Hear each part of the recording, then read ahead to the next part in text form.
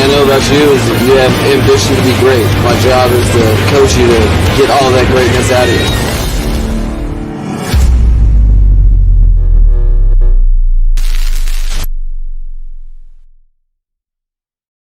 What's good, Fin Nation? What's good? It's your boy Reason, and we are back here for yet another one.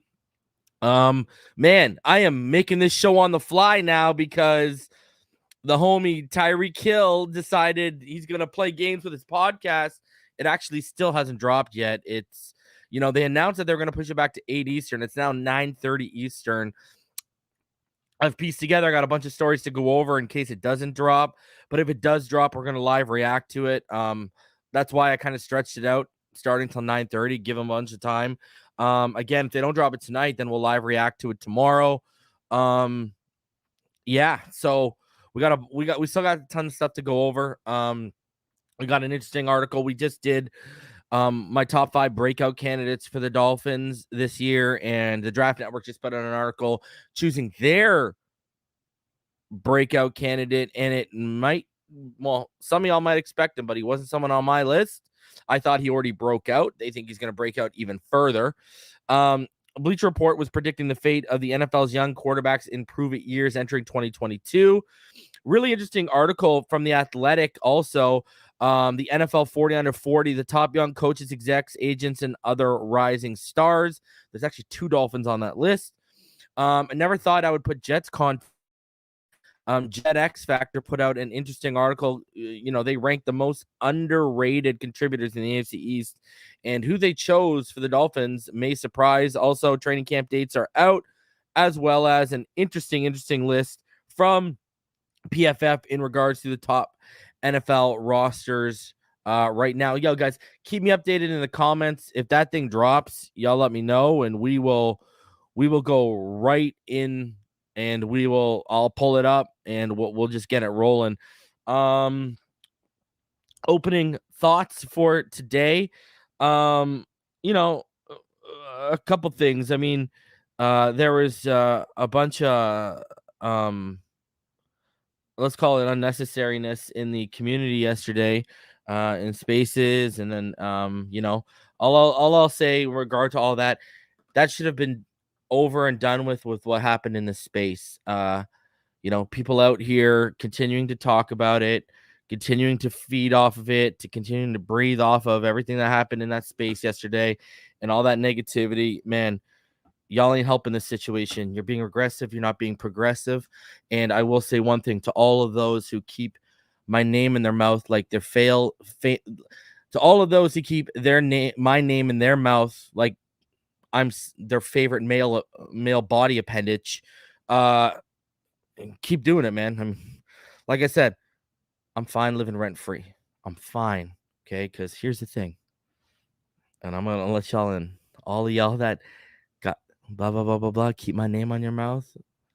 I don't think about you. You know why? You don't matter. Period. All right. So that's all I'm going to say to that and to those people. As far as this whole community goes, I said yesterday, got to be better than that. A lot of that stuff that was said in the space on Twitter could have been dealt with privately, but it was handled sloppily, messily, etc. I mean, that space had 55 people in it, and then I went into it and went up to 160 people. Okay. So, we need to be better out here in this community, man. Okay. Out here airing dirty laundry and all that kind of such. Be better, man. Like it's ridiculous. Like, and people just making content off it and trying to eat off it and feed off of it. Like, be better. You're not helping the situation for real. All right. Other than that, man, I'm just here with y'all. I'm waiting for this Tyreek Hill episode to drop. I mean, please. This needs to drop for sure.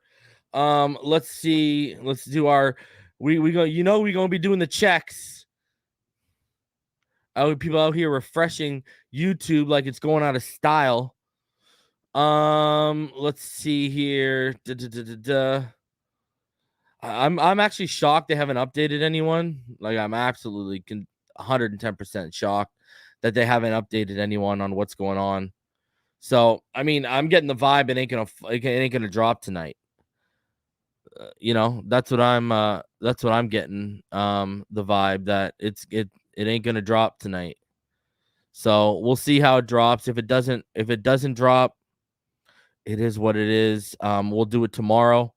What's up, Q? How you doing, bro? Everyone's saying it's uploaded. It's uploaded. I believe you're lying, Gustavo. Don't be telling me it's uploaded and it ain't uploaded. All right.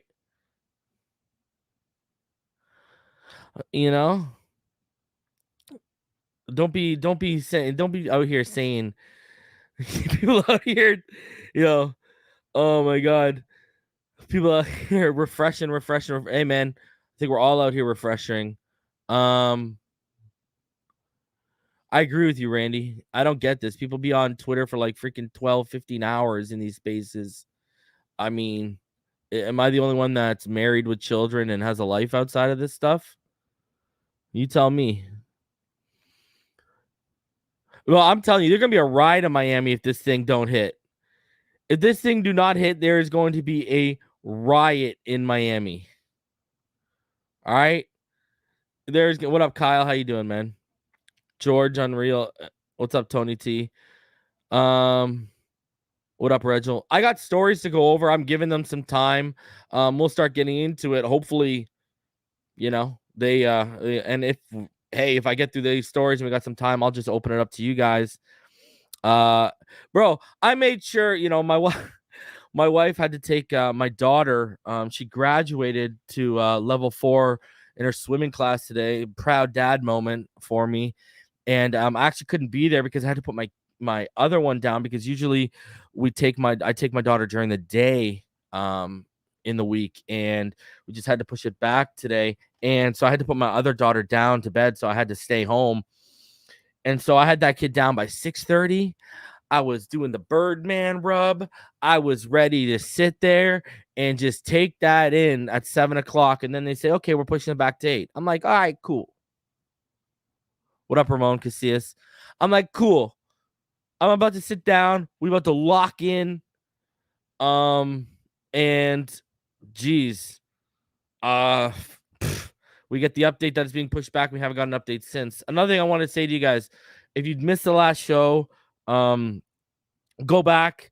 Todd Labruto, he supplied the GoFundMe. I don't know if Todd's in the comments right now.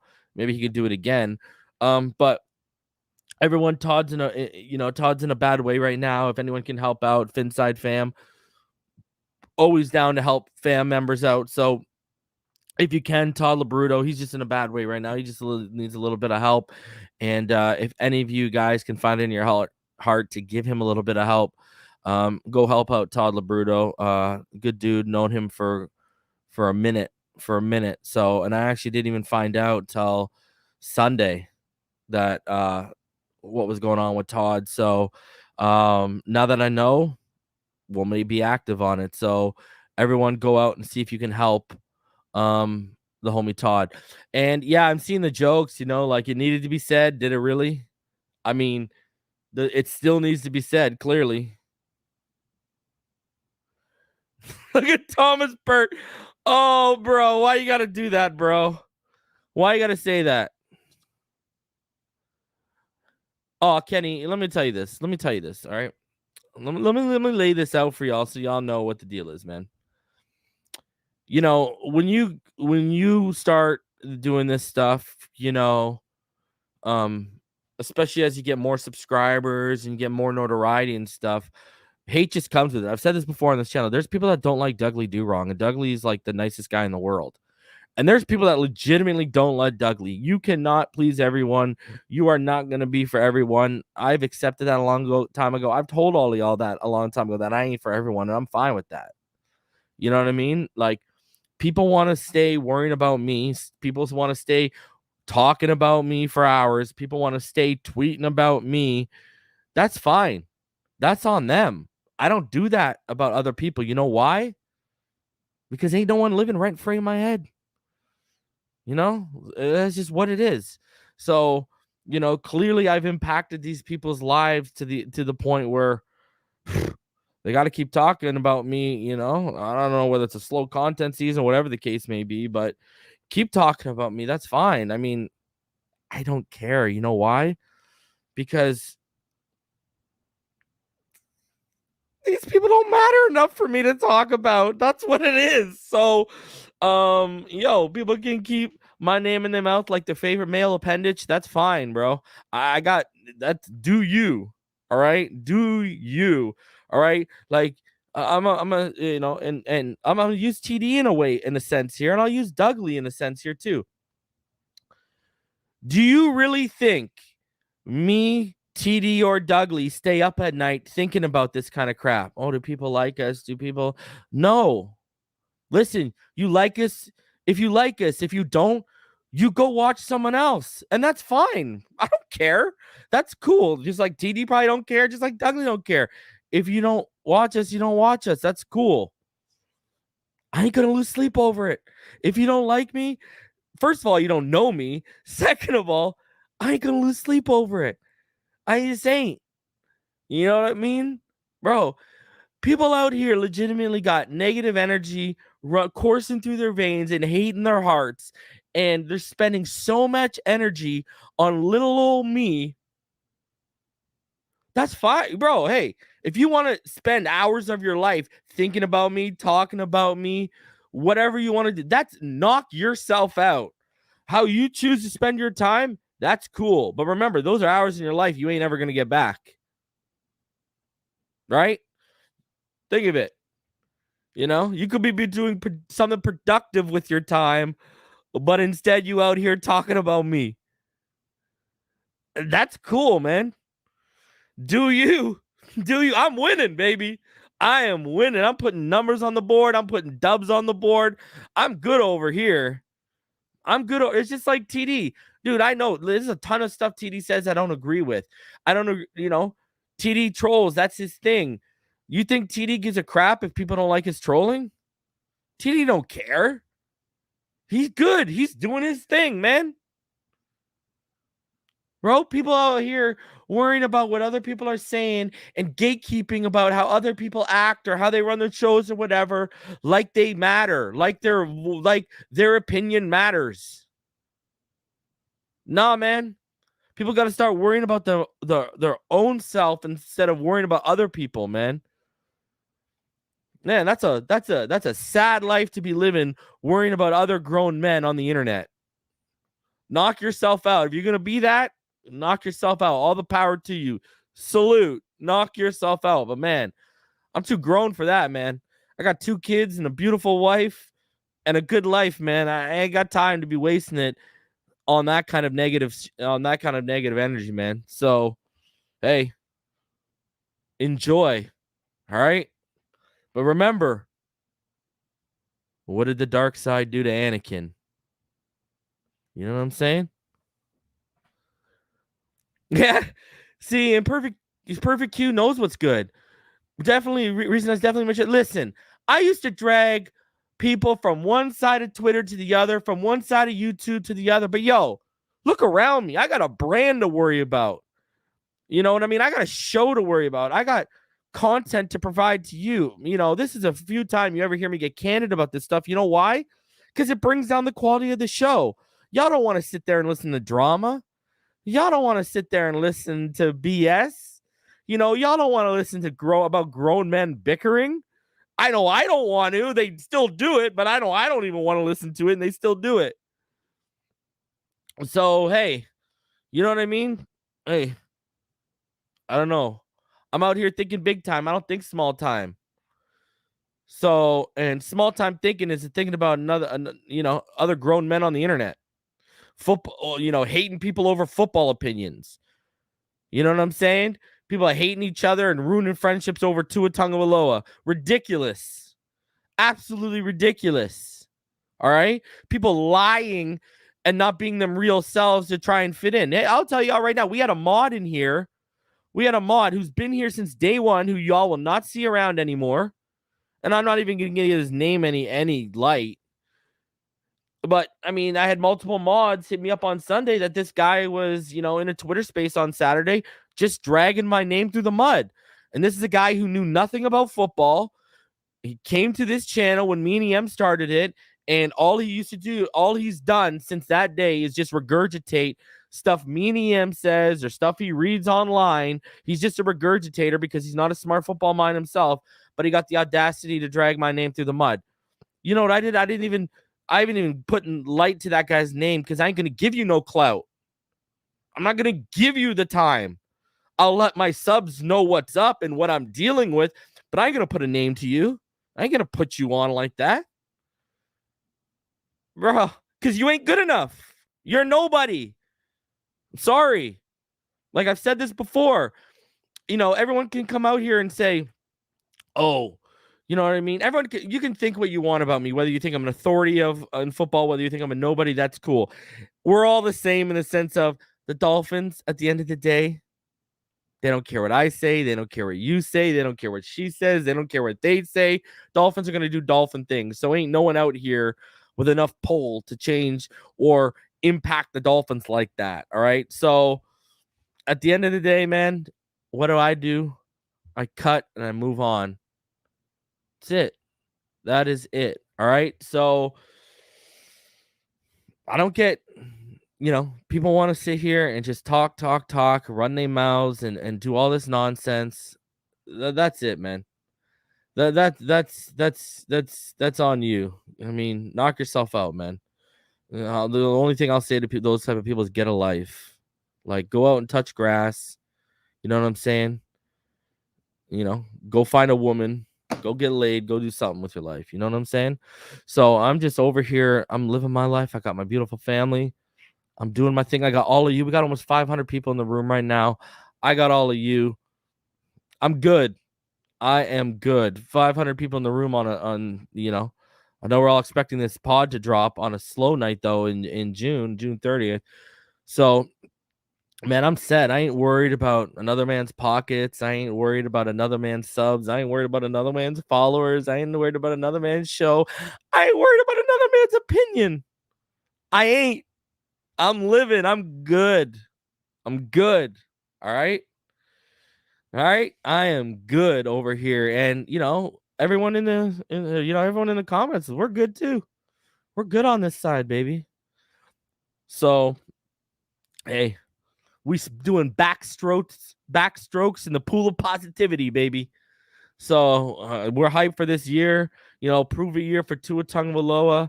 Everyone knows my stance. If you've been listening to me, and there's a lot of you that are listening right now that have been listening to me since I started on TD Fins Talk. There's a lot of you who've been listening to me since then, and since before we even drafted Tua, I said quarterbacks get 3 years in my book. By the end of year 3, we know who they are. We know what they are. And we are entering year 3 now. So this is, media wants to talk about make it or break it, do or die. That's cool. Everyone can have their own opinions and how they've lined this season up. But for me personally, my expectation, you need to enter the realm of top 12 quarterback in the NFL this year. Now, if you finish 13, I'm not going to split hairs, but you need to enter that realm of top 12 in the NFL for me. You just have to. Hi, Lee Bread says, I'm always good like grandma's cookies. Yeah, man. That's it. Man, y'all remember me. You've been watching me day when I used to come in here, guns blazing, just rip people, just tear mofos, ethering dudes left and right. But, man, that stuff ain't good for the brand. That ain't good for the quality. Now, I know it gets entertaining and such, but, man, that just lowers the quality and that lowers the standard of my show, right? So, this is me explaining to you why I don't do that kind of stuff anymore, why I don't address the drama, why I don't name drop people, why I keep it private and I'll tell people privately how I feel about them. That's why I do it. I ain't out here acting like these high schoolers, I'm just not, and I'm not going to lower myself down to that. So, yo, Todd, I see you there. Drop that GoFundMe, Todd, so I can pop that up. Or if you got Cash App or whatever the case you got going right now, drop that so I can lift it up. Oh, hi, Lee Bread. Listen, I'm gonna hit you up, bro. Don't worry, we're gonna meet up. I got you, but I'm gonna hit you up. I'm gonna let you know what the deal is. I got. Don't worry, we're gonna talk about it. Rome says the first night I came on this channel is an epic roast session on here. But reason got money to think of, move like a boss. That's not even just money, bro. The money, bro. I don't, like I've done videos where I've openly said, yo, this is about to get demonetized. That's cool. Donate if you want. If you don't, cool. Just like it and share because I'm down just to get the views and the subs off of it. You know what I mean? If I'm gonna make money, that's cool. I'll take the subs. You know what I mean? Just so we can get this, into more people's, in front of more people and such. So, it's just more so, a quality standard thing. I'm out here, I think about the quality of this show. I think of this standard. Shout out to Todd. He says the GoFundMe was actually shut down because it takes 14 days to get the money out. So he said that's his Cash App. Donate to Todd if you can. He needs some help, man. He's going through it right now. Him and his wife and his grandson, they got evicted from their spot. So they're going through it, man. Help out Todd if you can, guys. He's been a day one. So good dude, Todd. So yeah. Oh, Todd, listen, Todd, I've also got to say, I didn't even think about this. You better not still be a Patreon, Todd. If I go there and I see that you're a Patreon, I love you. You can keep your ranch, all that, but I'm taking away your Patreon because I ain't taking your money, bro. I'm going to tell you that right now. So after this show, I'm going to go check because I totally forgot. Now that it just clicked with me that you're a Patreon. Don't feel offended.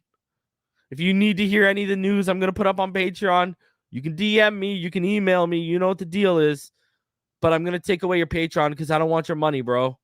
All right? You need that right now for your wife and your grandson and your living situation. So don't be offended if you get an email saying, your Patreon's been revoked because it's still standing.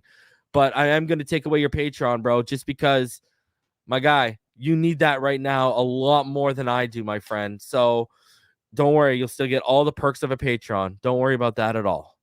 All right? So I'm not here to take your money, Todd. All right? I'm not. So that's just not. I'm not going to be that guy who does that. All right. So I see people asking for his Cash App info. I'll put it up one more time. I'm going to put it up on the screen for you guys right now. Let's just see. I just had it up there. There it is. Right there. $T, capital T, capital L, OBRUTTO.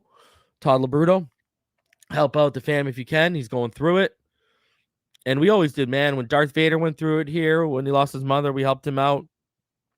Just kindness and love, because that's what he needed. When the homie Russ went through what he went through last year, we helped him out. So you guys always come through, man. You guys always come through. That's what I love about the Phinside fam. Y'all are genuine through and through. So help out the fam if you can, man. Please. Thank you. I'll probably put it in the comments. I'll put it in the description of this video after the fact for anyone who's watching it after. Okay, guys? So thank you. Keep giving the knowledge in your views. Some I agree with, some I disagree, but you like everyone else. I view to escape the real. Thanks for your work. I appreciate it. Hey, man. There's always been this thing. I want to address this, actually. This is one thing. I've always heard this thing about, Reason bans you if you disagree with him.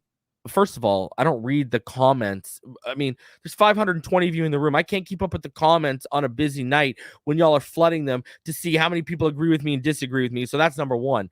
Number two, I don't care if you disagree with me, salute. What happens is I don't put up with people who disagree with me and they don't do the research. They don't do the work. What do I mean by that? Perfect example. If I come up here and I give you a scouting evaluation on that player, and I've watched the all 22, I've written a scouting report, et cetera, and you come up and you start arguing me tooth and nail that what I'm saying is wrong, and you didn't watch the film, you watched some highlights on YouTube, and you heard Daniel Jeremiah or someone talk about him, so you got a different opinion? Come on, man. You didn't do the work. You didn't do the research. You're using someone else's work, someone else's research as a basis for your argument. So what I don't put up with is in terms of like disagreeing with me. That's it. The only ways that you will get banned for disagreeing with me is if you are disrespectful to my wife, my family, and myself, using like derogatory language and such.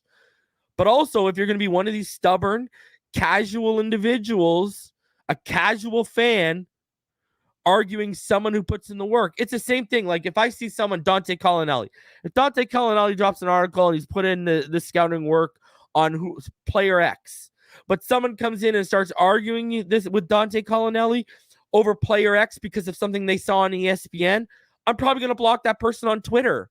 And they didn't even argue with me. You know why? Because Dante put in the work. Dante busted his ass. And now we got someone who didn't put in the work trying to come in and use someone else's work to say, no, you're wrong because this person said that. I don't put up with that. That I don't put up with. So that's the only time you'll get for disagreeing against me without attacking me or my family or such. That's the only time you'll get hit.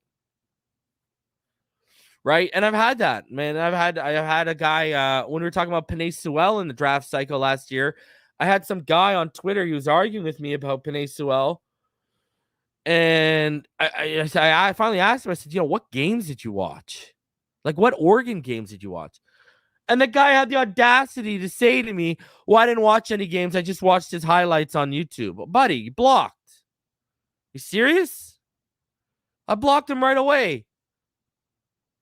Done. Boom. Over. Didn't even fit continuing arguing. You're wasting my time. Now, if you've done the work and you disagree with me, let's have the conversation. I invite that because you put in the work. Let's go. That's a real football discussion, man. Right? That's why, like, when I've had Alex Rollins, I've had Alex Rollins on the show. Look at his recent video on Tua. Me and Alex Rollins don't agree on Tua Tagovailoa, but we agree on other things. And we talk football and we were fine. And I had him on the show last year. Right? I had, and he put out before he was on the show last year, he put out a episode on his channel that wasn't very favorable of Tua Tagovailoa. So I had someone on the channel who wasn't very favorable to Tua Tagovailoa, and we had a cordial discussion the whole time. Right? It's like, I hate to use this example because Pete, we get along. So there's no animosity between me and Pete anymore. But Pete, when he originally got blocked on this channel, it wasn't because he was a Josh Rosen lover or believer. I mean, I brought him up knowing he was a Josh Rosen lover believer. It was because I kept warning him. He kept cutting people off who wanted to talk. He kept yelling over people. And I warned him like 3 or 4 times. And he was being purely disrespectful. And that wasn't even to me, to everyone else up here.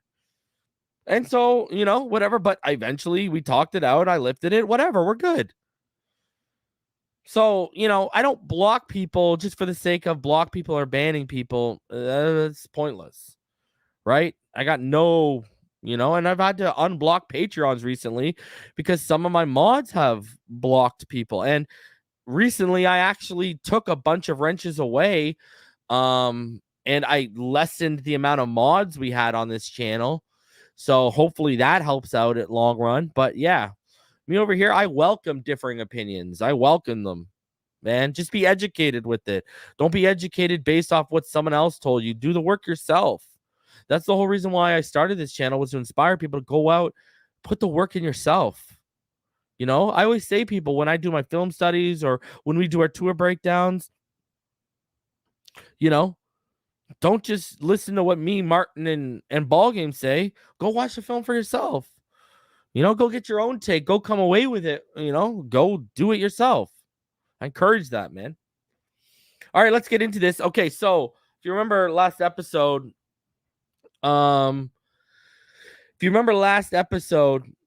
we were talking about breakout candidates for the Miami Dolphins, and we got some more we're going to talk about here because a article came out from the Draft Network, and they picked a breakout candidate for the Miami Dolphins, and it wasn't someone who made my list because I thought he'd already broken out. And he wasn't in that Bleacher Report article. So let's get into it right now. And this was on the Draft Network. And what they came out with was this: why Dolphins Jevon Holland is poised for breakout season. See, I thought Jevon already broke out. I think he's a top 10 safety in the NFL right now. But I mean, hey, I'll take it. If we're jumping to top 3, I'll take that as a breakout. As much as Miami Dolphins front office, their coaching staff, and their fans are rooting hard for quarterback Tua Tagovailoa to be their breakout player this season, I just don't have enough confidence in him for right now. Instead, Dolphin safety Jevon Holland is the most likely candidate for a breakout season in Miami in 2022. Holland was the Dolphins' second-round pick in the 2021 NFL Draft after the team took receiver Jalen Waddle and edge rusher Jalen Phillips in the first round. During his time at Oregon, the safety showed off excellent football intelligence, athleticism, and range that altogether made him a super versatile player. Remember, the year of last year in October, oh, shit. Now it's going to be, my bad, October 2020, not October 21. October 2020, when I dropped that video, top 25 collegiate players Miami Dolphin fans should be watching, and Jevon Holland made the top 10. And I talked about his versatility in that, and I talked about it in his prospect preview as well. This is a guy who single high, box, slot, played on the boundary at Oregon. And you've seen that versatility come, and now he's added, now we've seen his versatility as a pass rusher. I mean, I said it in that October video, and I'll say it again. He reminded me of Jamal Adams in the sense of you could ask him to do whatever you want him to do. Now, I think Jevon Holland's ceiling is higher than what Jamal Adams was when he was with the Jets, because Jamal Adams hasn't found that since he was with the Jets. He's not, with the Seahawks, he's not the same guy he's with the Jets. And I think Jevon Holland's his ceiling is much higher, I think.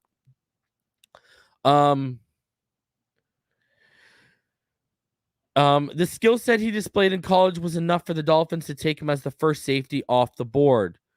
To begin his rookie season, Holland only started one of his first 5 games with the Dolphins.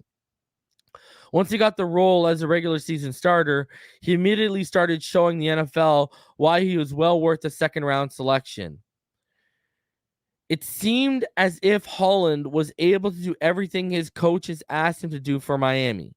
He became a fixture of the 2021 NFL, the Dolphins defense, because he could line up almost anywhere, whether it be in the box, over a slot receiver, or even at the line of scrimmage. Holland's 65 pass rushes were second most of any NFL safety in 2021. Of course, as a Dolphins free safety, Jevon Holland was at his best when he patrolled the center of the field in the secondary. The rookie was often the deep guy in single high cover one looks, where he could range over to break up a deep pass at the last moment or come up to lay a big hit on a runner or receiver. With more starting opportunities and time on the field came more opportunities to make big plays. The ball hawking skills that had been such a big part of Holland's college tape showed up in a big way in his rookie season. His 10 recorded passes defended were tied for 4th most among NFL safeties. Holland played with good physicality too. He had some big hits over the middle of the field and would often jar balls loose and cause incompletions. That physical play clearly helped out in his pass rush as well, since he was 4th of all safeties in 2021 with 2.5 sacks. Holland was also 2nd of all NFL safeties with 7 quarterback hits, behind only teammate Brandon Jones and tied with Pro Bowler Derwin James. Love me some Derwin James. As a versatile safety who can line up anywhere and defend both passes and the run, Holland proved himself to be a big part of the future of the Dolphins defense already after just 13 starts. He already admitted that making the transition to the NFL was something that made him nervous just a year ago, especially after sitting out for the 2020 college season. A confession like that only makes the first impressions he gave in his rookie season that much more impressive. In 2022, Jevon Holland will have that rookie season to build off, and the game will only further slow down for him as he keeps gaining more experience in the NFL level. He enters his 2nd season more comfortable and once again alongside Brandon Jones and flanked by cornerbacks Byron Jones and Xavier Howard, and the Dolphins' talented secondary. Should he turn some of those pass breakups from 2021 into more interceptions in 2022, all Holland will have to do is become one of the NFL stars. And it's just by doing that, he just got to keep being himself. All signs seem to be pointing towards a big breakout season for Miami's second-year safety. At the very least, he'll further cement himself as a crucial piece of the Dolphins secondary, giving the high expectations Miami has going into the season. A big year from Holland would only push them further into the right direction. And I agree, man. A big season from Jevon Holland would be absolutely huge, man. It would be huge. So, and I mean, the kid's got all the talent in the world to do it. Let's be real here. He already entered the conversation, I think, for top 10 safety in the NFL. And, you know, you adding Rowan McKinley to that mix. If Eric Rose sticks around, and Brandon Jones is third year. That secondary, here's the thing. This is what's crazy about that secondary. You know, all the starting talent is phenomenal. It's the depth, right? Like the depth on that, you know, especially at the corner position, whether it be in the slot or on the boundary, the depth at corner is very so at best, right? And you know, it's going to get tested at some point. You know, we got to hope guys like Trill Williams has to take another step forward, you know. For Rowan McKinley, hopefully he just won't be contributing as a single high guy, but maybe he can also contribute as a slot guy. Like, I love Needham in the slot, right? But you look at that depth right there, and it is a little bit worrisome, right? So, you know, I personally, you know, I think we're going to be in a position where we're going to be taking a corner high next year in the draft. That's what you know, if you wanted to ask me, lineman, running back, and definitely a corner. So, you know, it's going to be interesting to see how all that plays out. Really, it will be. You know, I'm, you know, I think Byron's gone either way. So I think corner is going to be a huge priority in the draft. So, you know, I could very well see this team taking corner with their first pick. And Todd, yeah, you're right. You know, another linebacker makes sense too, right? Magic, I don't think Byron Jones is going to be here next season. I think the writing's already on the wall. That's why he got that little cleanup operation to guarantee his money, because we were trying to move him. So I think the writing's on the wall for Byron Jones. He knows it. His agent knows it. The Dolphins know it. And that's who they're going to try and replace. And you know, Noah Benogany is the big X factor here. You know, yeah, Sal Pau says, don't worry, we got Igbo. Yeah, I am worried, brother. That's why I'm worried. Igbenogany was supposed to be this guy that we should be sliding in already. I mean, if you think about the process, Igbenogany should already be taking reps this year away from Byron Jones. Right? Yeah, I'll take Noah Sewell at linebacker. Another guy, if he can stay healthy, Justin Flo of Oregon. See, the problem with Justin Flo is he hasn't been able to stay healthy at Oregon. If Justin Flo can stay healthy, him and Noah Sewell, whoo, at linebacker, that's well, I'll take Noah Sewell at corner. I'll take Justin Flo at linebacker. But Noah Sewell, I like him. I'll take Kylie Ringo over him right now. I mean, right now I'm taking him. So I don't know. And Noah at linebacker, Justin Flo at linebacker. I think that's why they have. I think Justin Flo hasn't been. If Justin Flo will be able to absolutely have stayed healthy, between Justin Flo and Noah Sewell, they would probably have one of the best linebacking cores in collegiate football.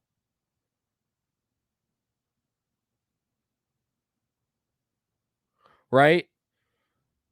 But Noah's been a beast with Flo out. I will say that. You know what I mean? But Justin Flo was supposed to be the stud of those two. Right? So, um, and I'm pretty sure Noah made the All Pac-12 team last year too, if I remember correctly. So, I mean, I know there's a lot of questions about, I know a lot of people think Noah Sewell is the best linebacker in the nation right now. He's a beast, man. He is honestly a beast. But man, I'm telling you, Justin Flo, if he can stay healthy, he's a beast too, man. He is a beast. I'm telling you, man.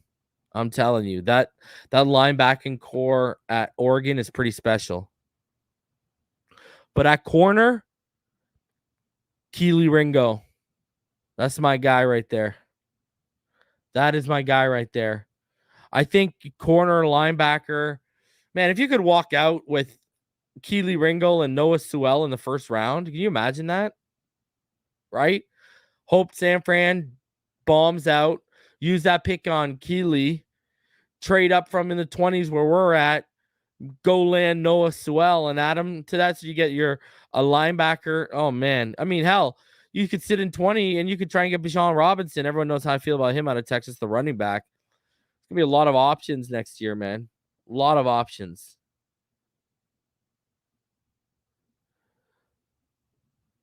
A lot of options, man. So it's gonna be interesting, but we'll get into all that, talk, man. But we'll get into all that talk as we get closer to the draft, man. You already know what time it is. But man. We've kind of been robbed as collegiate football fans. I was so hyped for Justin Flo heading into college. He's one player that I feel like we've been kind of robbed of seeing greatness from at the collegiate level. I really do. I'm a huge Justin Flo fan, but it just don't look like he's gonna turn into what we wanted him to turn into because of injuries, right? So kind of similar to what's his face? The linebacker in 2021, Dylan Moses. Everyone kept telling me, "Oh, Dylan Moses." This, I'm like, "Yo, bro, injuries robbed Dylan Moses." If you go watch Dylan Moses' last year film at Alabama, that was some of the worst linebacking film I've ever watched in my life. And then he went undrafted. People are like, "Oh, this guy's gonna go third or fourth round at latest," and I'm like, "Bro, this guy ain't getting drafted. This guy's got injury issues, and he got such bad film this year. He ain't get, oh no, what are you talking about? We're talking about he's gonna get drafted. He's great, and lo and behold, he goes undrafted. So, yeah." Noah Sewell's that dude, though, man. Noah Sewell is that dude. But man, I'll say it again. I said it before. I'll say it again. Him and Justin Flo could have been one of the best 1-2 punches at linebacker in college if Flo did not get hurt. I think Will Anderson's going to be gone, bro. He's not going to be at our pick. That guy's going to be the first or second player off the board, right? Unless you're picking like 6th or 7th and quarterbacks go all the way up there. Will Anderson is going to be the first non-quarterback off the board, right? That's the thing with Will Anderson. He's going to be the first guy off the board.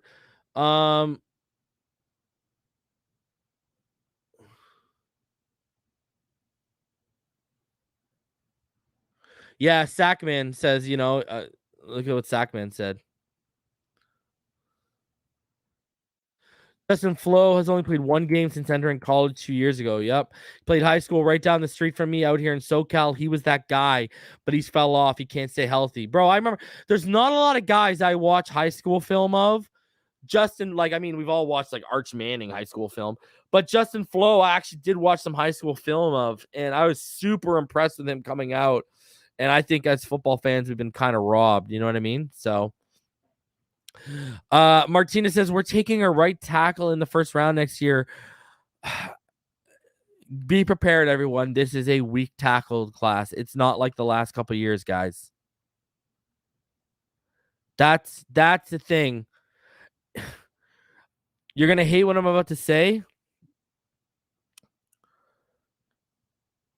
The last 2 drafts, those are your years to get your tackles, and we fucked up. I don't know what else to tell you. You know what I mean? We fucked up, guys. Let's be honest, okay? So far, I mean, they haven't proven Austin Jackson and Eichenberg to be a success yet. But as of June 30th, 10:14 p.m. Eastern, we done fucked up, all right? So, yeah, next year's class is really weak for tackles. All right. We also, let's be honest, since 2020, we've had a plethora of centers to choose from, and we fucked up there too. Don't get it wrong. We just didn't fuck up a tackle. I mean, looking back, Creed Humphrey going at 50, but we trade up to get Eichenberg when Humphrey would have just fallen on our laps. Yeah, we fucked up. All right. We had chances at Tyler Biotish. We fucked up. You know what I mean? I don't know what to say. Right? Like trading back because they thought they were going to get Cesar Ruiz when they really should have just taken Cesar Ruiz at 18 over Austin Jackson. Yeah, we fucked up. Because what you could have done was Cesar Ruiz, you could have drafted him, kicked him to guard, and kept Hunt at tackle. And our right side would be solidified right now. Or he could slide into center right now, and and then Connor could stay at left guard. So, yeah, we fucked up drafting wise the past couple of years.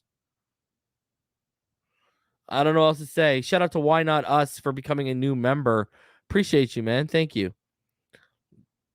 So next little piece here. Let's get into it. It is an interesting article from Bleacher Report. It's predicting the fate of the NFL's young QBs in prove-it years entering 2022. There was a reason why the NFL is called the Not For Long League. And I mean, if you guys have been watching me since I've been on TD FinTalk, what have I always said? The one thing you don't have in the NFL is time, right? And there's a reason why the NFL is called the Not For Long League. It says right here. Things change quickly as a new head coaching candidate or shiny quarterback prospect emerges, and owners and fans demand immediate results. There's not a larger personnel move than at quarterback.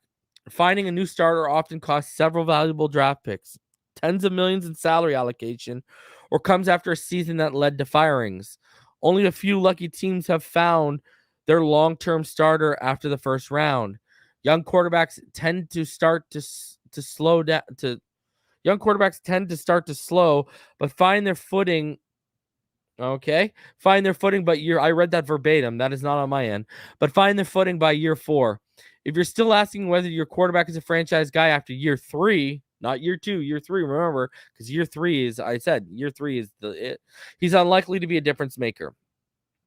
Everyone dreads having a game manager or mediocre quarterback, but sometimes it's easier to pay someone like Jimmy G or Kirk Cousins than to trade several first-round picks for an unproven rookie. We've identified the 7 quarterbacks currently on their rookie deals who are entering make-or-break years. If these passers don't perform up to expectations, they're at risk of being replaced or receiving significantly less money on new contracts. Even a middling season could cause their franchises to add competition to the quarterback room. Let's dive in and predict how each of the murky situations surrounding these make-or-break candidates will play out. So, for Tua Tagovailoa, Miami Dolphins are still unsure of what 2025th overall pick Tua Tagovailoa could be. There have been a myriad of contributing factors to this, including reasons outside of Tagovailoa's control. It's not his fault Miami has had an abhorrent offensive line and has replaced his offensive coordinator each year. Tagovailoa completed 67.8% of his passes in 2021, but he averaged just 6.8 yards per attempt, a bottom 10 mark among starters. He has a weaker arm than most of his peers, but his trainer, Nick Hicks, recently had some encouraging news, telling Patrick Dowd of Touchdown Alabama that Tua is now as strong as he was at Alabama, if not more so, after continuing to rehab the hip he dislocated in 2019. new head coach Mike McDaniel's offense should also open more opportunities downfield through better blocking and play designs. Additionally, the Dolphins rebuilt their offensive line, bringing in left tackle Taron Armstead and guard Connor Williams, and they added Tyreek Hill and Cedric Wilson Jr. in the passing game. In theory, they should have legitimate playmakers to help elevate Tagovailoa in his third season. If he fails, Miami has a draft assets needed to make a big splash. Or while it may seem to like a long shot to some, the team could try to bring in Tom Brady after being linked to him this offseason. Ultimately, Tagovailoa should make a jump in consistency in creating chunk plays. Yep.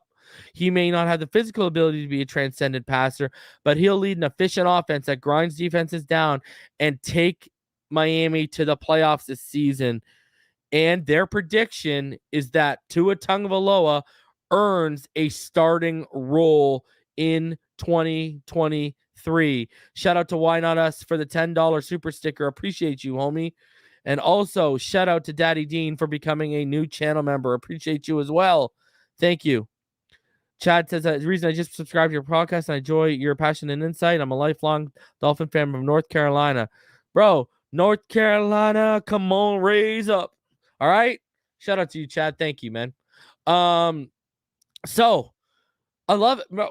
I agree 110%. Listen, everyone knows reasons fallback plan if Tua falls on his place.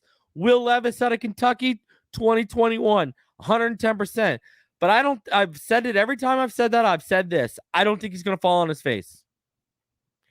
That's just my opinion. I do not think he is going to. I don't think that's ever going to. I don't think he's ever going to fall on his face, man. I just don't think it's going to happen. I think we're good. So it's out. Everyone's saying it's out. Let's get into this, man. We're about to do a 2-hour episode. So let's get everyone's saying it's out right now. All right. Let me bring it up. Keeping it cold, unlocking the door with the holy key. You supposed to be this close to me, and hopefully you understand G.O.D. Maybe this cold and I'm talking like no degrees. Yo, hey, it needed to be said podcast, man. I am sitting here alongside my co-host, Mr. Collins, Julius Collins, man. How you feeling today, baby? Man, I'm good, man. Well, let me rephrase that. How you feeling tonight, my boy? I feel amazing, man. You know, we just putting in that work. You know, I beat you in ping pong, two games to one. You want to? So I just want to make sure I put this on the record, so we won't ever forget this. You know what's crazy? What happened? You could tell somebody never won a game before in their life. Today, we're honored to have. I feel like, you know, I already said it. The most accurate quarterback in the NFL. Let's go, baby. Yes, sir. Come on, Let's man. go. Yes, sir. It needed to be said, man. Check your pulse, sure. baby. You know, so yeah, like I said, we're honored to have the Miami Dolphins quarterback Tua. Well, I call him Tua T. I call him Uno also. Tua T, man, how you feeling? Feeling good. I appreciate you guys having me. Appreciate you having me on the podcast. So, I mean, ready for all these questions, ready to get this started. You feel like you're on the hot seat right now. Let's go. Man, I need you to loosen up a little bit, man, huh? I need you to loosen up a little bit. You think you're on the hot seat? Man, I tell you what though, Reek blew a couple leads in ping pong. Watching the games that he was playing. Tua done jumped on my side, Reek. I'm He done jumped on my side. Hey, Tua. I'm just saying. I love my dog Reek, but Hey, he blew a couple leads. He was up by like 5, 6. Thank you. I was up, so look, I just seen the frustration on Julia's face, and I knew, and I just knew that we had to ride in the same car back. And you know how when you beat somebody severely bad, how they pout on the passenger side. I just didn't want Julius, that. huh? I didn't want that. Like I didn't want us to lose our friendship. I want us to laugh on the way back, you know, after this podcast. But anyways, man, That's how they do. They cut the volume up, let the window down because they mad as crap. on me, man. But anyways, Tua, man, what's up, man? Tell us about you, man. Where you from, you know, and how you feeling about this season, big dog? Yeah. I grew up in Hawaii. Let's go. Oahu to be specific. I mean, I was very fortunate to have been able to grow up with both my parents. I have 3 younger siblings. I'm the oldest of 4. So I have a younger brother that goes to the University of Maryland. He plays quarterback there.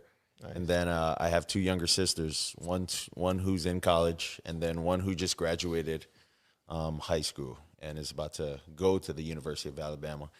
Wow. So I think that's super cool.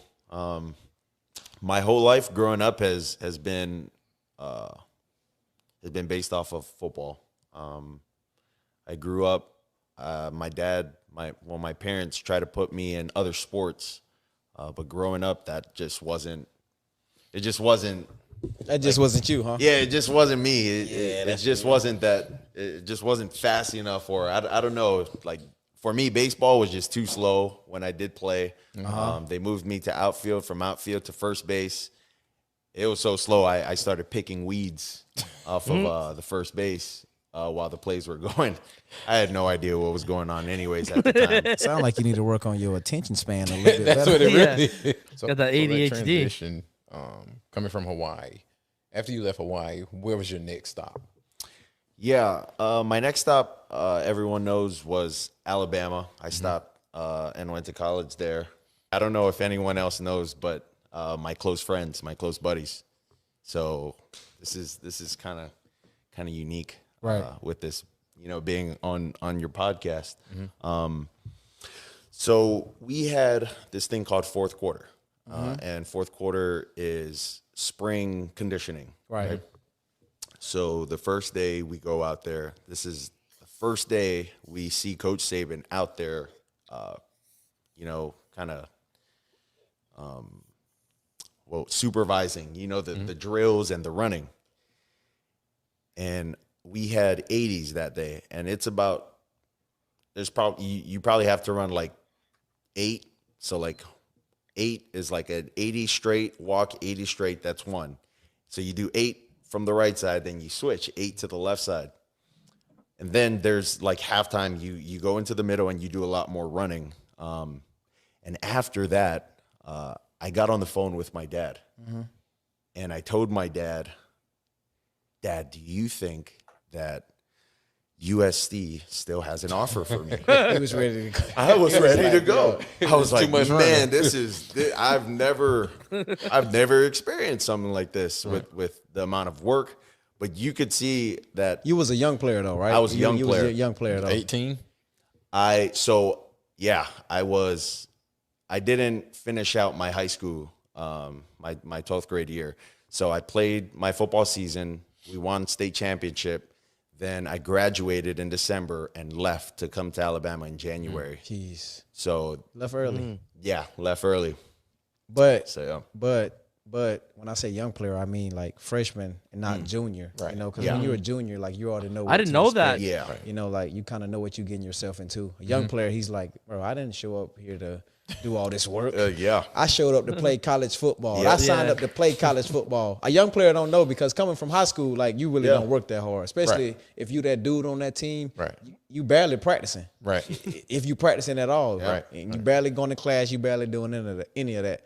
Let's transition to college. Once you get to college, you got to relearn how to do all of that over again. You got to learn how to go back to school. Right. You got to learn how to go to school, and then you got to learn how to start back practicing again. Because you're a freshman, you the new guy on the team. You got to show, you got to gain those older guys with respect. Yeah. Right. So Dad joke of the day. I'm sure. I'm just Tua. He called his dad like, "Hey, pops, USC the transfer portal open. Right. When is that open?" So you went to play football and found out you was running cross country. Yeah, I think it was the year after. real. pretty much. And then Tuesdays you was on track. You used track and field. Jeez.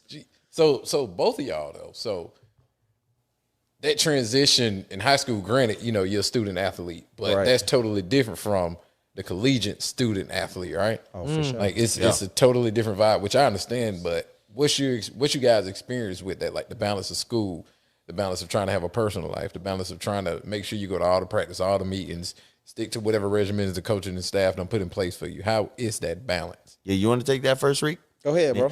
Yeah, well, I know our college experiences were different. Yeah. And for me, the University of Alabama was they're just based on football. The university, the people that live around the university. Teachers too? I mean, teachers were very helpful. I'll tell you that. The whole like football thing was Very something helpful. You know what that means. really You get an A+. extremely different for me when I got there. When I did get the chance to start and I played and we were on this little row of, winning however many games and blowing teams out. Oh, they cut it out. Much. Guys, remember they cut it out from the preview. He talks about how the teachers used to give extensions Like and stuff. going to class got a little harder too. Right. Maybe it's right here. I can remember students bringing their parents into class, like while we were. For what? Well, Just to meet you guys? hey, let's take a picture. Wow. Yeah, let's take a picture. Whoa, that's And the crazy. professor was like, Well, it was in a big auditorium, so I don't even know if the professor would have wow. known. he wouldn't even notice. So But you just got parents sitting in class, didn't even know it. Don't They just even want to notice. take a picture. That's That's crazy. That's But crazy. the cool thing I would say is like, to me it was like a movie. That whole thing was like a movie. Like how you see, good football players how they get treated, and you like that's only in a movie. At the University of Alabama, it was like that. That's how the students kind of looked at the players. And I'm not saying all the students. I'm just saying students that watched Alabama football, because there were people that just didn't even care who you were too. Right. But yeah, that was crazy. Like going to class too, you'd have someone pick you up and then take you to class like in a golf cart too. Oh, that's lit. Yeah. See, So- football was for real over there at Alabama. Yeah. So let's transition to the football field. So I remember a young quarterback coming in, national championship game, right? And delivering for his team. Let's go, baby. when I believe Jalen Hurts was either hurt or he got benched. I don't know Got which benched. one. Jalen Hurts, you're a heck of a football player, by the way. Shout out to Jay Hurts. How was that moment for you? Were you under pressure? I mean, were you nervous, or was you just like, look, I'm finna go out here and ball? Yeah, Don't blink at all. Well, when Coach Saban talked to me, Jay Hurts, and our quarterback room, Mac Jones is in our quarterback room as well. Oh, y'all had Mac Jones too. But it was Sheesh. but it was in our locker room, and I think it might have just been me and Jay Hurts. I can't remember, but he told me and Jalen that I would be starting the second half, and then we're gonna rotate, and we'll Right. see how that works. Right. But for me, I kind of had the mindset like, I mean, I got nothing to lose. Like I'm just gonna go in here and Let's just go. do what I've been doing in previous practices, Right. Prior. So I just took what all the plays that I've ran in practice with the first team and also with the second team, and just try to make my best. Man, you went in, you balled out, man. You went in and you did your thing. So let me piggyback off of that. For all the fans who are watching, do you mind sharing, how was your relationship with Mac Jones, with Jalen Hurts? All three of y'all in the NFL right now, all three of y'all first round draft picks or whatever. How was the relationship in the room, knowing that, hey, this guy's in front of me, or I'm behind this guy? Like, how was the relationship, and how was your mindset, going into each game knowing that you playing behind somebody? Yeah, I would say all of our relationships, it was very competitive in that room. Right. Very competitive in that room. But the thing I have respect. Apparently, it's not working on YouTube, for guys. both of those So tell people on is Twitter they regardless can come of here the and watch it with competition us. that we all had with each other, everyone was actually willing to help. Right. When I got there, and me and Matt came in the same time, Jalen was already established as the guy. Yeah. He was already established. SEC freshman or whatever you want to call first Larry team. Birdsong. He had all these accolades, and he took the team his first year, to the national championship. But he was established already, and for me and MacTev came in, him being able to take us under his wing, Right. I thought that was cool. It was very competitive though. I think we all helped each other grow as players, and that kind of helped the team out too. Because you knew that when you were going against the second team and the third team, it still wasn't easy. Like you still ain't easy. You getting it, yeah. So that whole process, looking back at it now, that was cool. And then you fast forward to where all three of us are at with Jay at the Eagles, Mac, at the Patriots. I mean, that's crazy. Alabama got so much talent, bro. Dogs. Some dogs come out of there every year. They have at least like 20 guys in the draft. So you get to Alabama. Was there a cultural shock coming from Hawaii going to an Alabama? Yeah, I would say there wasn't much of a cultural shock. The only thing was just the food. The food was different. I got to get used to that South food. Well, everything over there, everything in the South is fried. You ain't like the fried food? What? You ain't like no fried food? Nah, I'm not saying I didn't like fried foods, fried green tomatoes. but that was the only thing that was new to me. You talking about fried pickles? You talking about this man don't went and ate at Zaxby's. Fried frog legs. Zaxby's is good too. Zaxby's nothing Fried wrong with pickles at Zaxby's. Zaxby's. Yeah, but yeah, everything's fried. I think they fry popcorn down there too. Nah, man. Popcorn, Hey, you don't fry it. that's where the best food at in the South for Popcorn, real, man. Like, if you already don't know, man, I'm going to get you a shirt that say I'm from the South, baby. Because you done been down there, You was down there for 3 years? Yeah, man. So you really from the South now, man. So shout out to my boy Tua from officially graduating and being from the South, man. T-Town, baby. T-Town, baby. So, man, let's transition, man, to the NFL. You get drafted by the Dolphins, man. First round. I'm sure your family's happy. Q, Sure fried everybody's happy everything, for you, bro. man. They probably even fry the toilet paper before they use it, What, bro. what has Crazy. been the biggest difference for you, as far as speed wise, or is there any differences? Because you play arguably in the best conference in college football. So do you see any differences, any comparisons, or what in the NFL? Yeah. I would, I would say that a lot of the guys in the conference that we played in would say the same. Everyone in the NFL is bigger, is faster, but one of the craziest things is like everyone on that field is smart. Yeah. Everyone on the field is smart. Exactly. Everyone on the field is smart. Whereas That's a good point. We your always talk preparation about in faster, college, stronger. We never don't talk do about much smarter. preparing. The coaches help you prepare. Like the coaches get the game plan ready for you, and then you go out and play. That's how it is. Right. And then you come to the NFL, and I can only speak for my position. I can't speak for Reek's position. Right. But day in, day out, how you got to prepare, how you got to look at things is day and night in how you prepare for a game in college. And that's coming It's from one of the definitely biggest different. programs in I feel Alabama. like, at OSU, when I was able to play Division I football, he's right. The game is definitely different. Cornerbacks are stronger. Cornerbacks are faster. They definitely tall, long arms. So for me, I really had to learn the game of football and where I needed to be at on the football field. I mean, there have been a lot of fast guys that come through the league, but not a lot of fast guys succeed.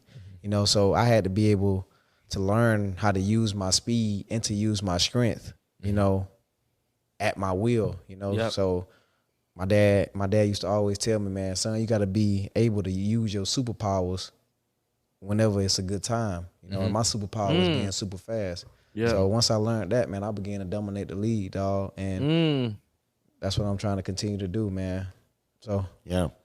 So you said something else. The preparation was totally different, right? College, the coaches, staff, they get you ready, but in NFL, you have to take it upon yourself to go that extra mile. Yep. Right? What does your preparation look like? Yeah, I would say it's. Ooh, here we go. It's I pretty like this similar question. Good throughout question, Julius. the week, day in and day out. But it's also unique because of the new coaching staff that we have with how our days are going to look. Right. Mondays after a game are normally the day you come in, you watch film, you go over the game, and then Tuesdays when you have an off day. But Tuesdays are normally the days you start preparing already for the following team. Yep.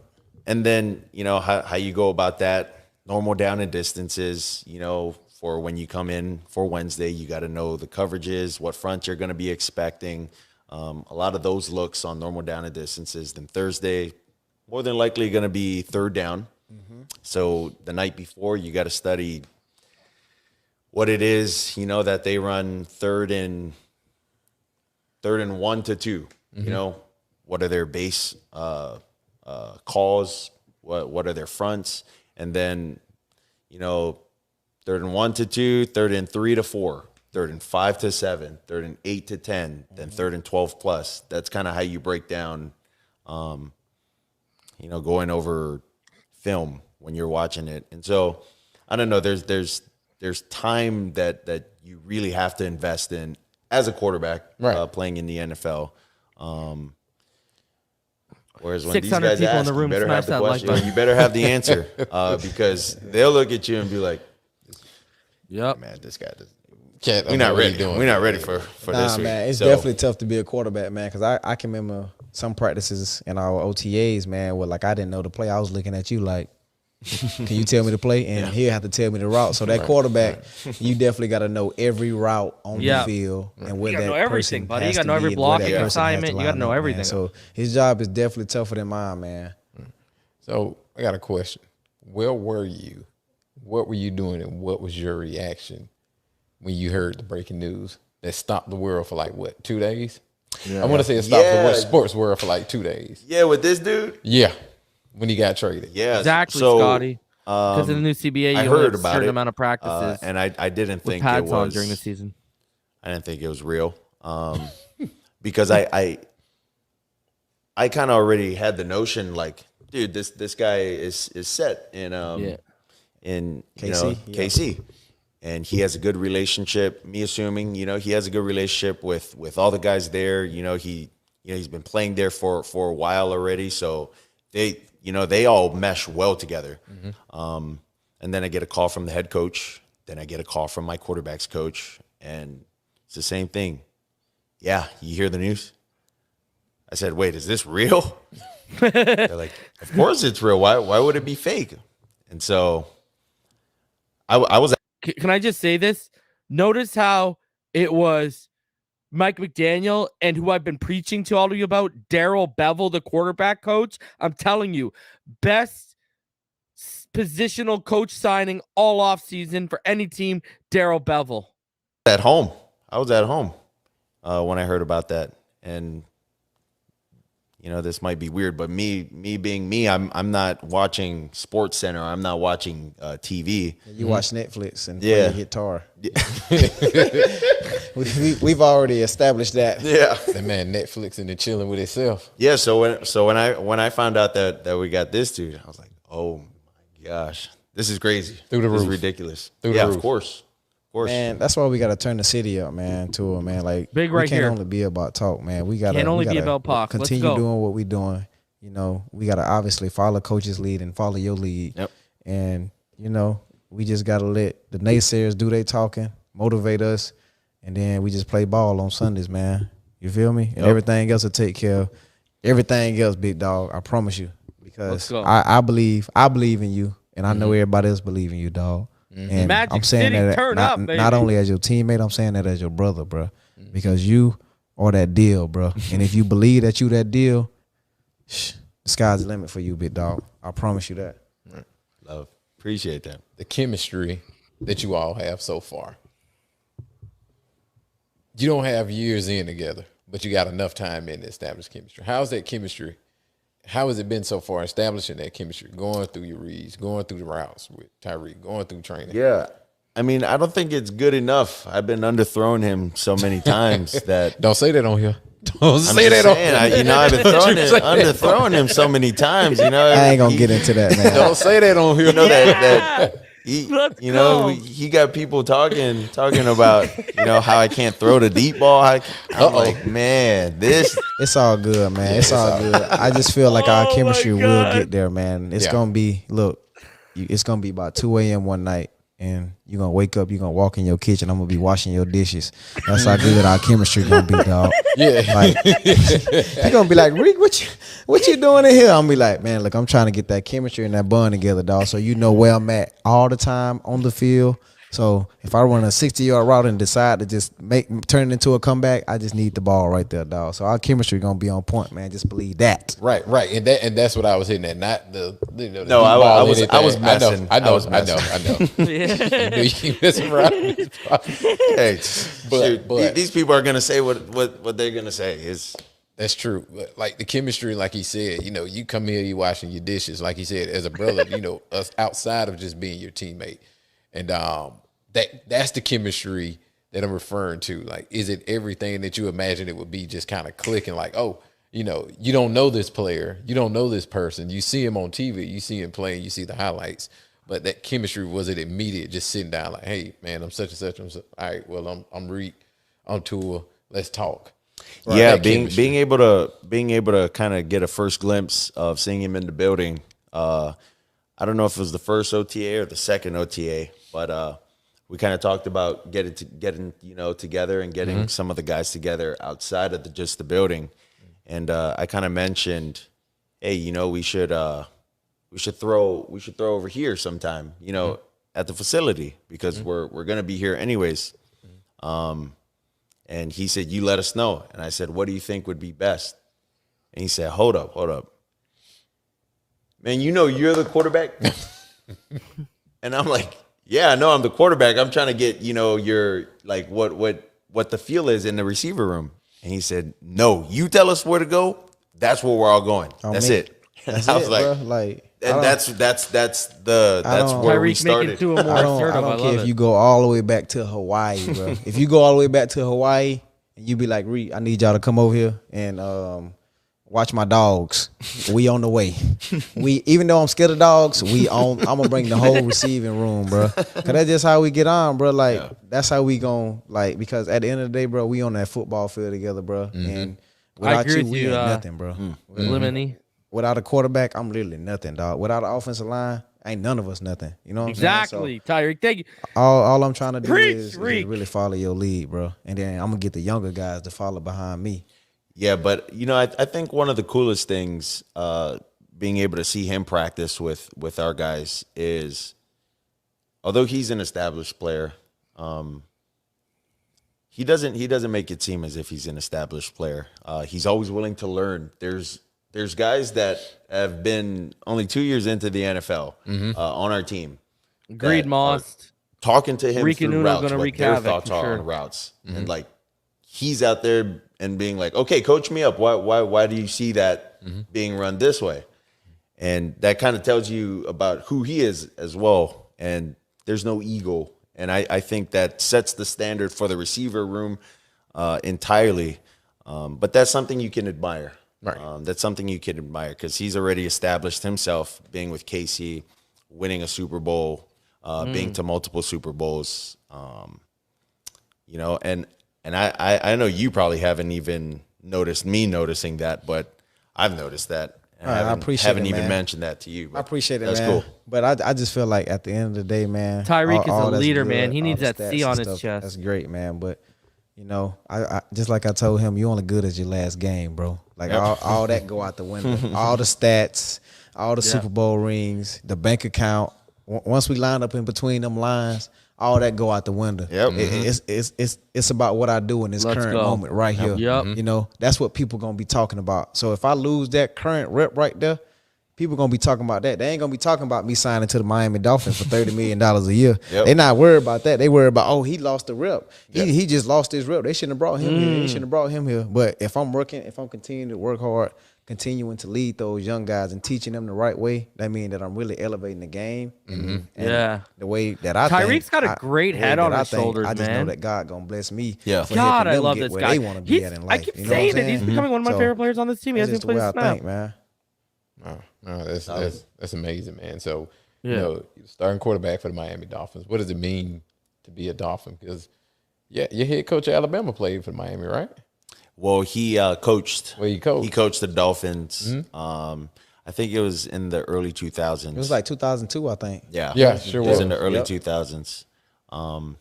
But it They're so it means a awesome. lot playing for the Hilarious. Miami Dolphins. I love it, though. At one point, Y'all tried. you know, the city of Miami revolved around the Dolphins, Right. Because the Dolphins were really the only professional sports team that was out here at one point. And then, you know, the Heat came in, the Panthers, came in.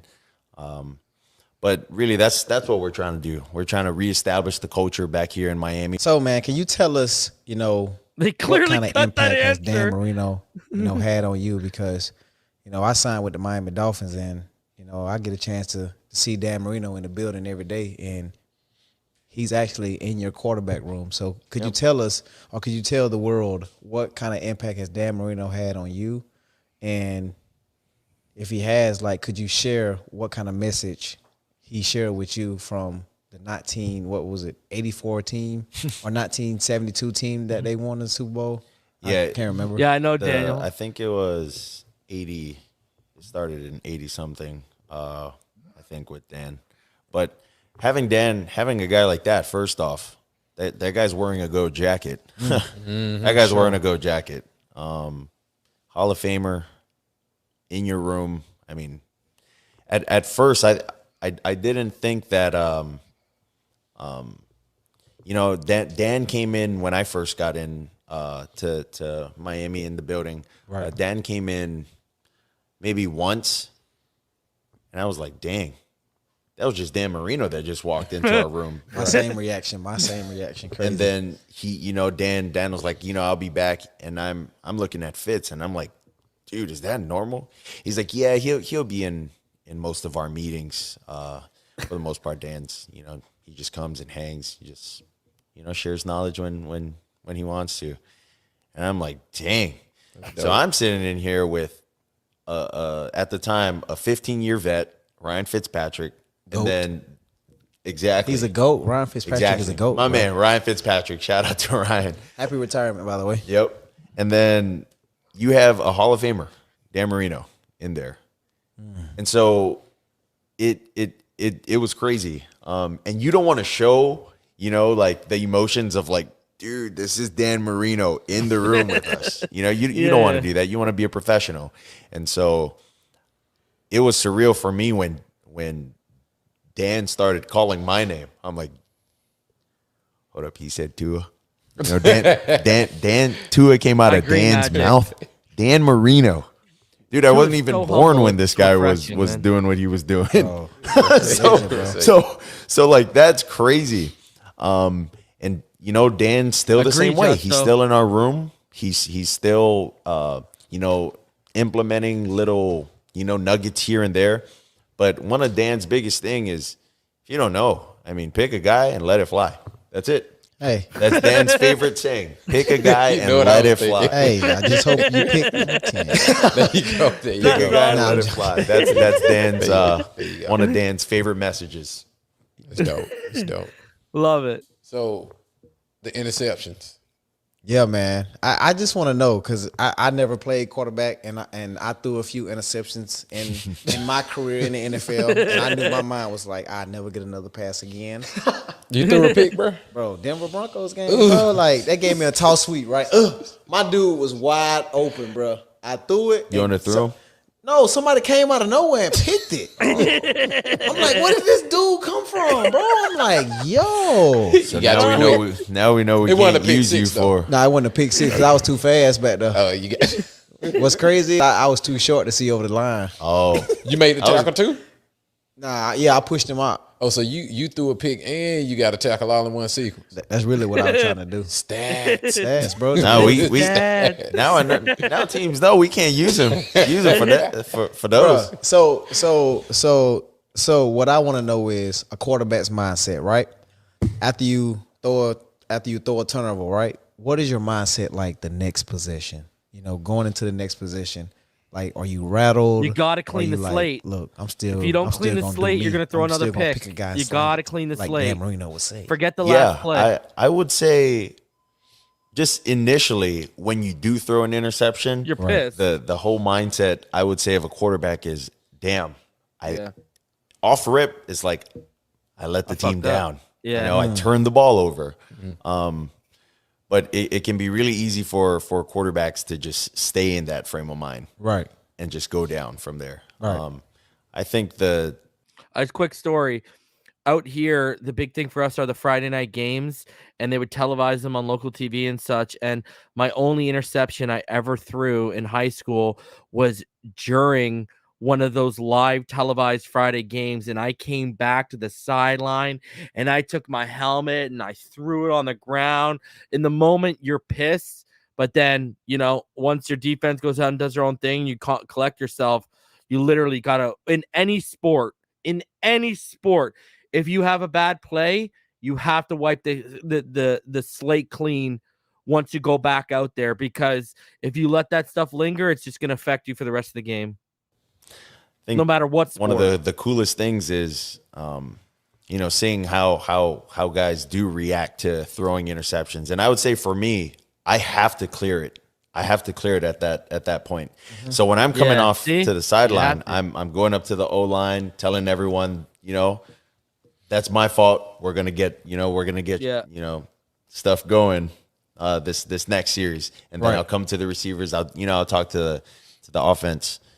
And really, that's why you just any got to go sport out is there, usually and 90% whatever the mental. play entails, you can't do more than that, because when you throw an interception and something happens, you got to have short-term amnesia, man. The opposing team scores on that drive.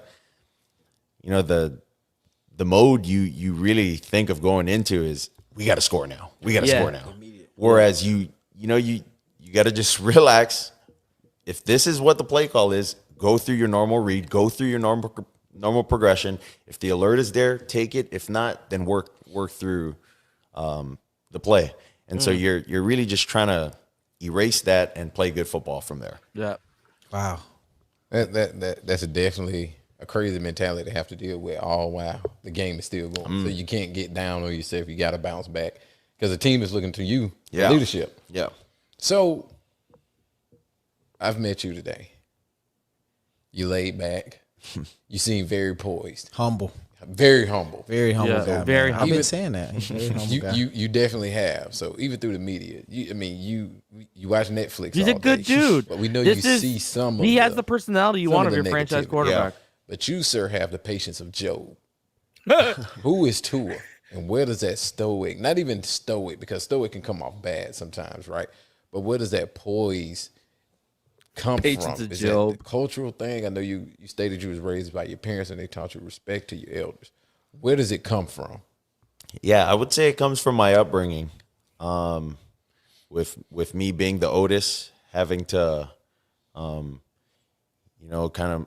of maneuver the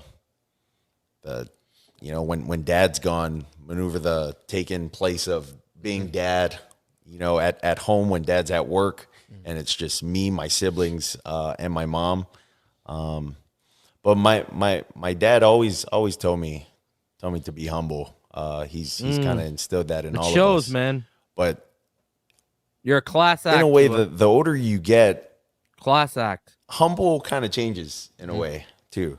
Right. Humble doesn't always mean, if someone tells you you're good, you tell them, no, I'm not. That doesn't always mean you're being humble. So what do you want me to say? I know. No, it's You're good. It's just appreciate it, or a thank you. Right. But I would say the thing I don't want people to get twisted is, I am very humble, but don't let that kind of get in the way of me not being confident in myself. You got that dog in you, baby. Let's go. I'm very confident in myself. Look at the camera and say that again. Oh, I just did. Here we go. But I'm saying It's a Tua T that I like right here. Yes, Huh? sir. Don't get it twisted. Talk it. Don't get it twisted. All I need is a Snickers bar, and I turn into another mother trucker.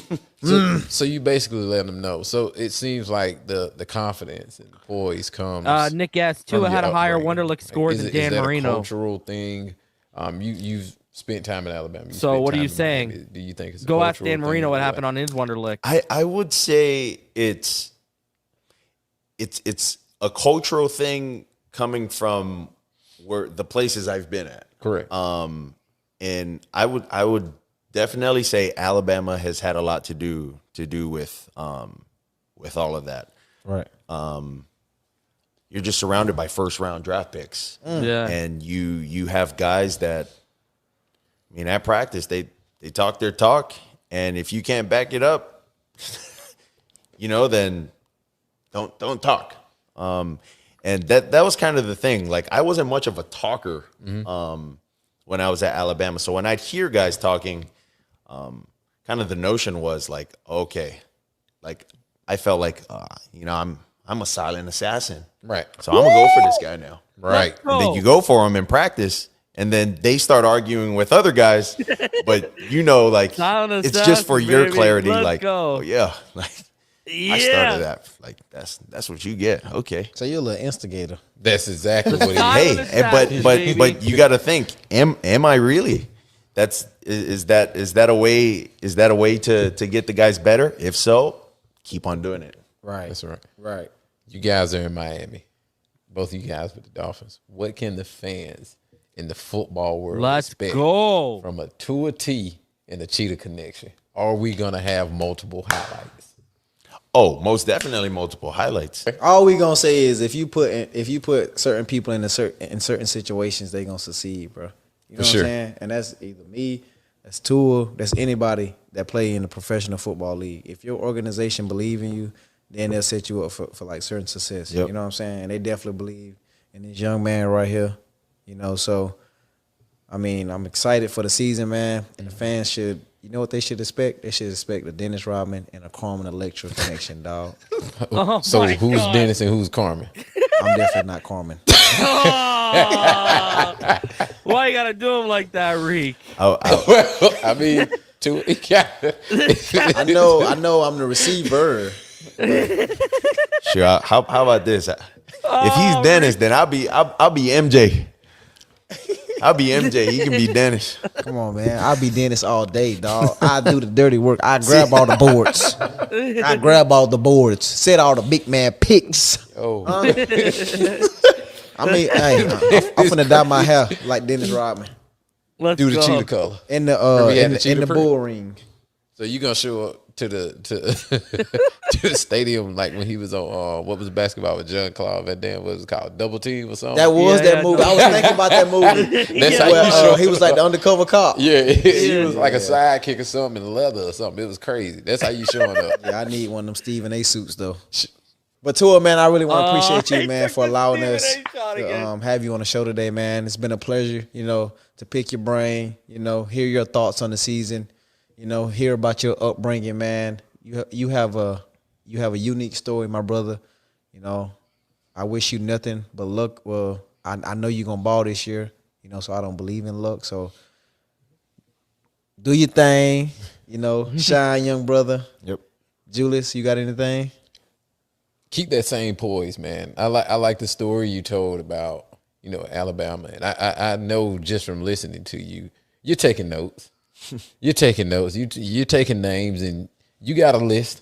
Yeah. You got a list. You're gonna make a believe out of it. Yeah, So keep doing what you're doing, man. Like I've talked to Tyreek. Baby. Nothing Confirmed. but hear nothing but great things about you.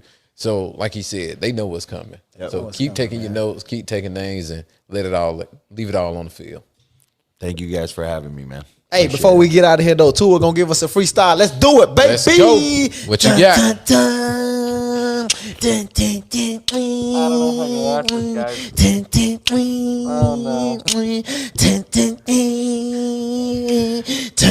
I'm a freeze up like Reek did in the episode prior with Rick Ross. So Yo, you cannot play this. Oh, you got him. what'd you say? My man was like Papa Doc. Yo. Hey, Oh my god. Yo, you know what's though? What's You know crazy what, is though? that- We can laugh about it because you didn't see him spit. Oh my Jalen God. was there. I ate when Jalen was there, bro. Everybody you was was hating there. on me. You was there. Everybody was hating on me. I think you had left. Yeah, I left it. No, when Jalen was there, Actually, he went crazy. Bro. He went crazy. It's just like So- you said today that hump. Man, Gotcha. so what? Oh, It was something about that hump. Oh, the Rick Ross anthem. Oh my God, absolutely amazing! What a fantastic episode. Oh man, that was enjoyable to watch it with y'all. That was awesome. What a great episode, man. I'm definitely gonna edit out the little piece of us making sure we can get the episode up, but that was awesome. I'm gonna drop the link for some of y'all to come backstage post show. I'll do that right now. I'm gonna wrap it up here. I'm gonna be back tomorrow night. All right, expect me around 8 o'clock. I got a bunch of stuff we didn't even get to today that I'm going to cover tomorrow, as well as other things. So I'll be live tomorrow night around 8 o'clock. We got up almost 2 hours today. We'll get back to the normal hour as usual. So, man, awesome. Appreciate all of you guys for coming out. And we got almost 680 of you in the room right now. So I appreciate each and every one of you. I've dropped that link for y'all. If you want to come backstage, chop it up, post show, that's all gravy. Listen, I appreciate each and every one of you for coming out. And I will see y'all tomorrow, 8 o'clock p.m. Expect me. Shout out to James Steele for the $9.99 donation. Y'all already know what time it is. Fins up all day, every day. I'll see y'all tomorrow. Everyone stay happy, healthy, safe, and blessed. Check the link in the comments if you want to join backstage. Love y'all. Talk to y'all tomorrow.